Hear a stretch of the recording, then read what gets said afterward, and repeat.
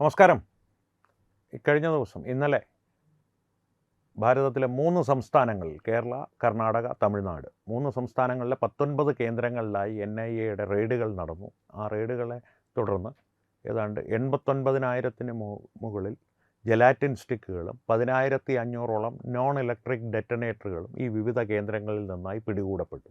ഈ അന്വേഷണത്തിൻ്റെ എല്ലാം തുടക്കം ഇക്കഴിഞ്ഞ മാസം ശ്രീ രവിശങ്കറിൻ്റെ ആശ്രമത്തിലെ ഒരു പരിപാടിയിൽ പങ്കെടുക്കുവാനായി ബഹുമാനപ്പെട്ട പ്രധാനമന്ത്രി ശ്രീ നരേന്ദ്രമോദി എത്തേണ്ടിയിരുന്ന വേദിക്ക് സമീപമായി സ്ഫോടക വസ്തുക്കൾ കണ്ടെത്തിയതിനെ തുടർന്നുള്ള അന്വേഷണമായിരുന്നു ഇതിലേക്കെല്ലാം എത്തിച്ചത്. ഇത്രയും രത്നചുരുക്കമായ വിവരം.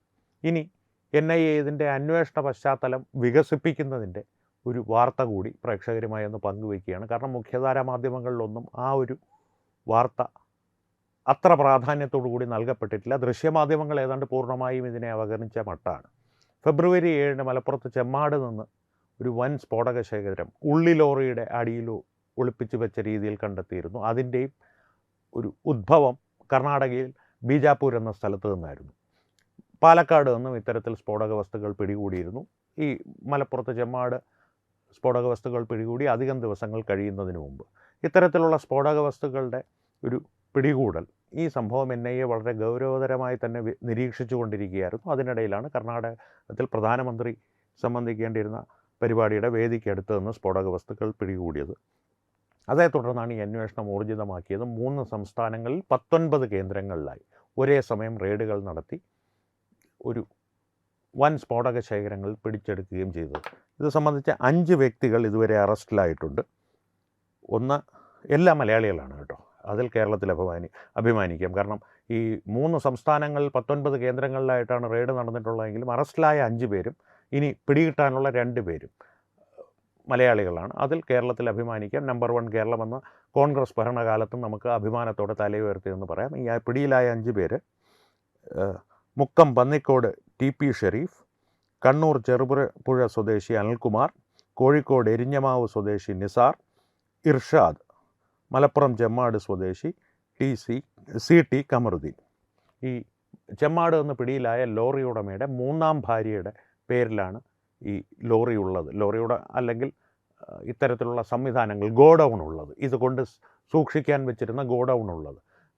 കരിങ്കൽ ക്വാറിയുമായി ബന്ധപ്പെട്ടാണ് തങ്ങൾ ഈ സ്ഫോടക വസ്തുക്കൾ അനധികൃതമായി കൊണ്ടുവന്നതെന്നാണ് പ്രതികളുടെ വിവരം. ഇനി 2 പേരെ പിടികിട്ടാനുണ്ട്. ഒരു മുഹമ്മദ് സലീമിനെയും ഒരു ഷെരീഫിനെയും പിടികിട്ടാനുണ്ട്. അവരാണ് 1ാം പ്രതിയും 3ാം പ്രതിയും യഥാക്രമം. 3ാം പ്രതിയും 1ാം പ്രതിയും, കാരണം മുഹമ്മദ് സലീം 3ാം പ്രതിയും ഷെരീഫ് 1ാം പ്രതിയുമാണ്. ഇപ്പോൾ പ്രതിപട്ടിക അനുസരിച്ച് അവരെ പിടികൂടാനുണ്ട്. അവർ ഒളിവിലാണ്. അപ്പോൾ കരിങ്കൽ ക്വാറി സംബന്ധമായ ആവശ്യങ്ങൾക്കാണ്, പാറ പൊട്ടിക്കാനാണ് തങ്ങൾ ഇത്രയും വമ്പൻ സ്ഫോടക ശേഖരം ഇറക്കിയത് എന്നാണ് പ്രതികളുടെ അവകാശവാദം. അതിന് ഈ ഏത് ക്വാറിയിലേക്കാണോ ഇത് കൊണ്ടുപോകുന്നതെന്ന് അവർ പറഞ്ഞത് അതിൻ്റെ മുൻ മുതലാളിയായ സജിയും സഹായിയായി നിന്നിട്ടുണ്ട് ഈ സ്ഫോടക വസ്തുക്കൾ ഇറക്കുവാനായിട്ട്.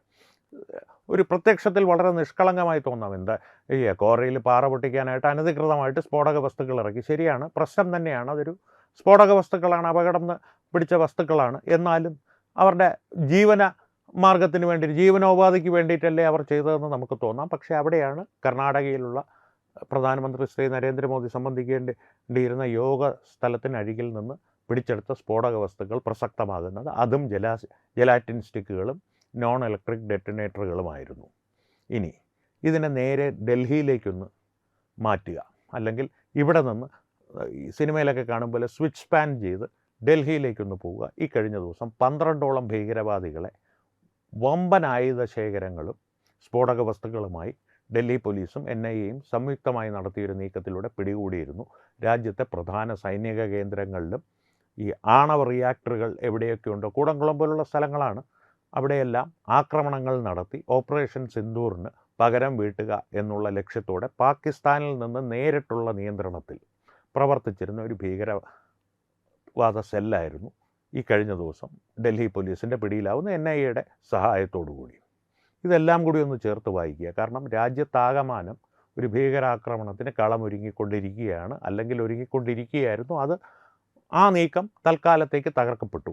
ഇനി മറ്റ് ഭീകരവാദ സെല്ലുകൾ നിശബ്ദമായി പ്രവർത്തിക്കുന്നില്ല എന്നത് അർത്ഥമാക്കുന്നില്ല. എല്ലാ ഭീകരവാദ സെല്ലുകളെയും നശിപ്പിച്ച് നമുക്കിനി ദി എൻഡ് കാർഡിട്ട് സ്ലോ മോഷനിൽ നടന്നു പോകാമെന്നുള്ളതല്ല ഇതിൻ്റെ അർത്ഥം.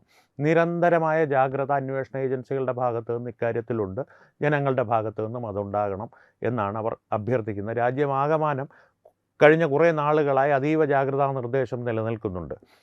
പോലീസ് സംവിധാനങ്ങളുടെ ഇടയിലെല്ലാം തന്നെ ഇത്തരത്തിലുള്ള ജാഗ്രതാ നിർദ്ദേശം നൽകപ്പെട്ടിട്ടുണ്ട്. NIA പോലുള്ള രഹസ്യാന്വേഷണ ഏജൻസികൾ, സുരക്ഷാ ഏജൻസികളാൽ. ഇത്തരത്തിലുള്ള നീക്കങ്ങൾ നടക്കുമ്പോൾ ജനങ്ങളുടെ ഭാഗത്തു നിന്നും ഒരു ജാഗ്രത വളരെ അത്യന്താപേക്ഷിതമായൊരു കാര്യമാണ്. ഇത്തരത്തിലുള്ള ഭീകരവാദ പ്രവർത്തനങ്ങൾ ഒഴിവാക്കണമെങ്കിൽ. കാരണം ഈ മുഹമ്മദ് സലീമും ഷെരീഫും നമ്മുടെ അയൽപക്കക്കാരായിരിക്കാം. ഇവരൊക്കെ ഭീകരവാദികളാണ് എന്നുള്ളതിൻ്റെ യാതൊരു സൂചനകളും പ്രത്യക്ഷത്തിൽ നമുക്ക് ലഭിക്കണമെന്നില്ല. പക്ഷേ അസ്വാഭാവികമായ ഒരു ചരക്ക് നീക്കം അവരുടെ എന്തെങ്കിലും വീടുകളിലോ അല്ലെങ്കിൽ ഗോഡൗണുകളിലോ നമ്മുടെ ശ്രദ്ധയിൽപ്പെട്ടാൽ ഒന്ന് ശ്രദ്ധിക്കുക. കാരണം വരുന്നത് ഉള്ളിയാണോ ജെലാറ്റിൻ സ്റ്റിക്കാണോ അതോ ഉൽക്കയാണോ എന്നുള്ളത് NIA വരുമ്പോഴേ നാം അറിയുകയുള്ളൂ, അല്ലെങ്കിൽ സ്ഫോടനം നടന്നതിന് ശേഷമേ നാം അറിയുകയുള്ളൂ. അത്തരത്തിലേക്കാണ് കാര്യങ്ങൾ പോകുന്നത്. എന്തായാലും അതീവ ജാഗ്രതയാണ് രാജ്യത്താകമാനം സുരക്ഷാ ഏജൻസികൾ പുലർത്തിക്കൊണ്ടിരിക്കുന്ന. അന്വേഷണ ഏജൻസികൾ തീവ്രമായി തന്നെ ഇത്തരത്തിലുള്ള ഭീകരവാദ സെല്ലുകളുടെ പുറകെയുണ്ട്. ഇക്കാര്യത്തിൽ കേരളത്തിന് അഭിമാനിക്കാമെന്ന് പറഞ്ഞില്ല. അറസ്റ്റിലായ 5 പേരും ഇനി അറസ്റ്റിലാവാനുള്ള 2 പേരും മലയാളികളാണ്. കർണാടകയിലും തമിഴ്നാട്ടിലും ഈ അന്വേഷണങ്ങൾ റെയ്ഡുകൾ 19 കേന്ദ്രങ്ങളിൽ നടന്നതിൽ കർണാടകയിലും തമിഴ്നാട്ടിലും മോശമല്ലാത്ത കേന്ദ്രങ്ങൾ നിലവിലുണ്ട്. അവിടെയും ഈ മലയാളി ബന്ധം വളരെ ശക്തമാണ്. ഞാൻ മുൻപ് വളരെ ചില വാർത്തകളുടെ ഇടയിൽ ഞാൻ പറഞ്ഞിരുന്നു, കേരളത്തിലെ ഈ ജിഹാദികൾക്ക് വളരെ ശക്തമായൊരു സാന്നിധ്യം കർണാടകയിലും പ്രത്യേകിച്ച് തമിഴ്നാട്ടിലും ഏറെക്കാലമായിട്ട് നിലവിലുണ്ട്. കാരണം അവിടുത്തെ ഈ കേരളത്തിൽ എന്തെങ്കിലും ഒരു കൈവെട്ടോ കാലുവെട്ടോ അല്ലെങ്കിൽ ഒരു ബോംബേറോ എന്തെങ്കിലും ഒരു ഭീകരവാദ പ്രവർത്തനത്തിൽ ഏർപ്പെട്ടാൽ ഈ മിക്ക ജിഹാദികളും, പ്രത്യേകിച്ച് പോപ്പുലർ ഫ്രണ്ട് ഓഫ് ഇന്ത്യയുടെ നിരോധിത ഭീകരവാദ സംഘടനയായ പോപ്പുലർ ഫ്രണ്ട് ഓഫ് ഇന്ത്യയുടെ മിക്ക പ്രവർത്തകരും ആദ്യം രക്ഷപ്പെട്ടു പോവുക തമിഴ്നാട്ടിലേക്കായിരിക്കും. പല ഫാം ഹൗസുകളും, ചെറിയ ചെറിയ ഫാം ഹൗസുകളുണ്ട് അവിടെ, ഈ കോഴി വളർത്തൽ കേന്ദ്രങ്ങളും. അതുപോലുള്ള ഫാം ഹൗസ് എന്നാണ് അതിനും അവർ പറയുന്നത്. വലിയ ഈ മഹാരാഷ്ട്രയിലൊക്കെ ഉള്ളതുപോലെ ഏക്കർ കണക്കിന് പരന്ന് കിടക്കുന്ന ഫാം ഹൗസ് മനസ്സിൽ കാണരുത് പ്രേക്ഷകർ. കോഴി വളർത്തലിനെയും അവർ കോഴി ഫാം എന്നാണ് പറയുന്നത്. അത്തരത്തിലുള്ള ഫാം ഹൗസുകളിലെ ചെറിയ ചെറിയ ഷെഡുകളിൽ വലിയ സജ്ജീകരണങ്ങളോടുകൂടി അവരെ ഒളിപ്പിച്ച് പാർപ്പിക്കുവാൻ തമിഴ്നാട് പോലുള്ള സ്ഥലങ്ങളിൽ അവർക്ക് സഹായികളുണ്ട്. തമിഴ്നാട്ടിൽ ഈ പ്രത്യേകിച്ച് കേരളവുമായി അതിർത്തി പങ്കിടുന്ന മേഖലകളിൽ, അത് നാഗർകോവിലായാലും പാലക്കാടുമായി അതിർത്തി പങ്കിടുന്ന കോയമ്പത്തൂർ പോലുള്ള പ്രദേശങ്ങളിലായാലും SDPIയുടെ സാന്നിധ്യം വളരെ ശക്തമാണ്. SDPI എന്ന് പറയുന്നത് പോപ്പുലർ ഫ്രണ്ട് ഓഫ് ഇന്ത്യയുടെ ഒരു രാഷ്ട്രീയകരമാണെന്നുള്ളത് ആവർത്തിച്ച് അത് തോമി ന്യൂസ് പറയുന്നൊരു കാര്യമാണ്. എൻഫോഴ്സ്മെൻറ്റ് ഡയറക്ടറേറ്റ് പോലുള്ള അന്വേഷണ ഏജൻസികൾ അത് അംഗീകരിച്ചിട്ടുള്ള കാര്യവുമാണ്. അതുകൊണ്ട് തന്നെ ഈ 3 സംസ്ഥാനങ്ങൾ ഒരുമിച്ച് NIA നടത്തിയ റെയ്ഡ് പ്രസക്തമാകുന്നു, ശ്രദ്ധിക്കേണ്ട ഒരു വാർത്തയാകുന്നു. അതുകൊണ്ട് തന്നെ ശ്രദ്ധിക്കുക, നിതാന്തമായ ജാഗ്രത പുലർത്തുക. നമ്മുടെ വീടിനടുത്തുള്ള മുഹമ്മദ് സലീമിനെയും ഷെരീഫുമാരെയും ഈ സജിയെയും എല്ലാം തിരിച്ചറിയുവാൻ ഏതെങ്കിലും ഒരു ഘട്ടത്തിൽ നമുക്ക് സാധിച്ചാൽ ഉടനെ തന്നെ പോലീസിനെയും, പ്രത്യേകിച്ച് പോലീസിനെ മാത്രമായിട്ട് വിവരമറിയിച്ച് നിർത്തിക്കളയരുത്. NIAയുടെ ഇമെയിൽ അഡ്രസ്സ് എല്ലാം ഇപ്പോൾ ഗൂഗിളിൽ സുലഭമായി ലഭ്യമാണ്.